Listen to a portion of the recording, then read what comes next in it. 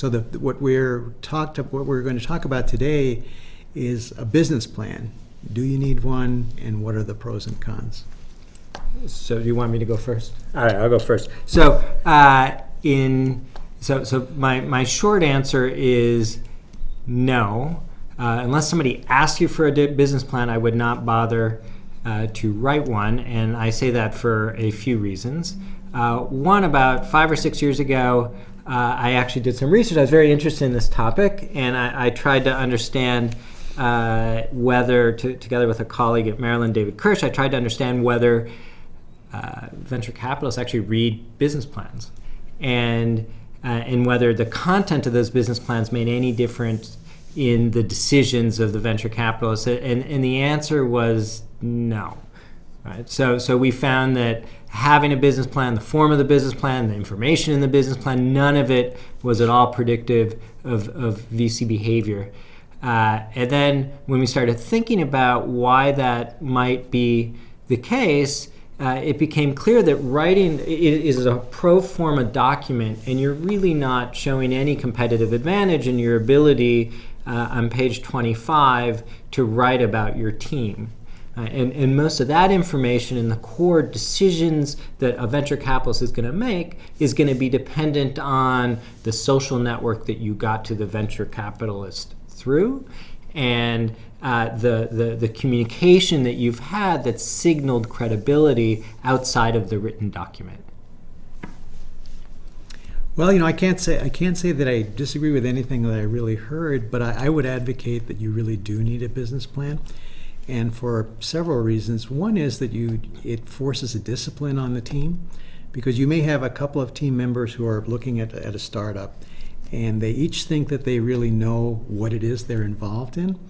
And then you get to sort of writing your business plan, because right now you're writing it on you don't know who you're going to get financing from, or if you need financing. So that's number one.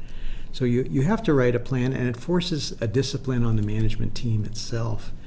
And the second thing is, if you do need financing from any sort of traditional source, like let's say Silicon Valley Bank, that typically funds some ventures where they take an equity stake, the genesis for their investment is still the commercial viability of the business, which is resident in the business plan. So again, as I said, if somebody asks you, if somebody's about to give you money, asks you for a plan, write the plan. Make no mistake.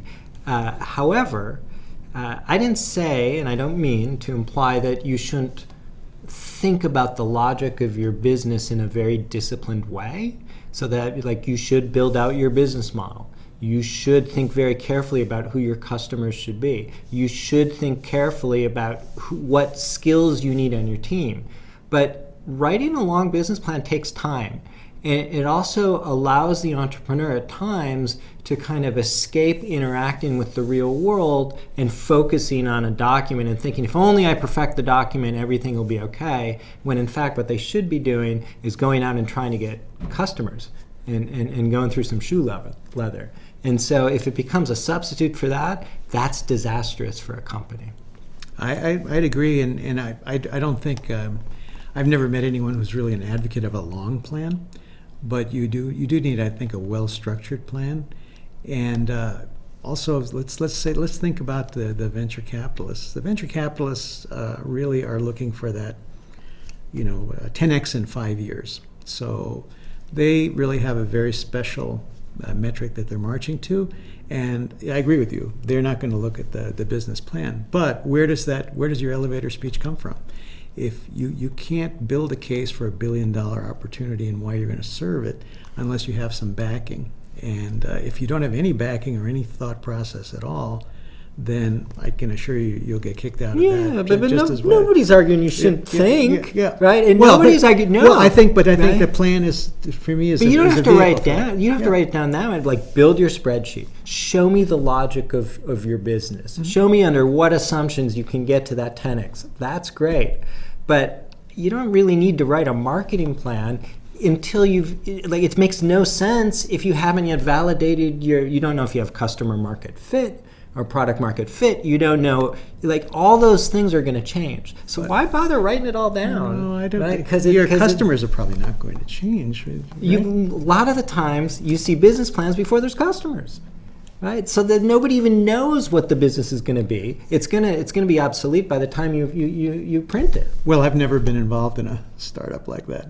You know, Well, every startup starts like that. Well, I've never been involved in one. All right. So the thing is, and then the final thing to where I'd add, I think I come around to what you're saying too, is the companies I've been involved with, probably 100.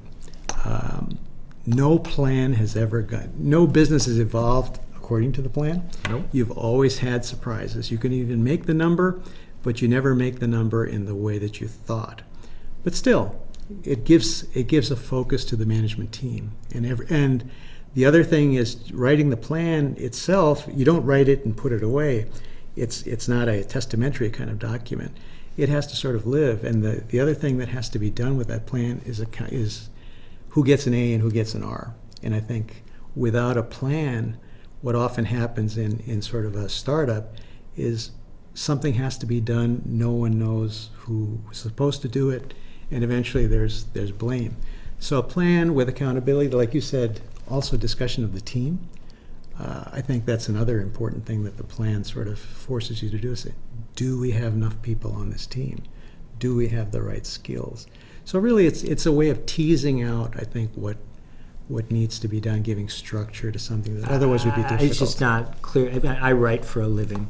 It's just not clear to me why writing that stuff down in a structured document is necessary to get to those decisions. Don't understand it. But I guess we'll leave that at that. So I guess we disagree, Yeah. but we part as friends. Yeah.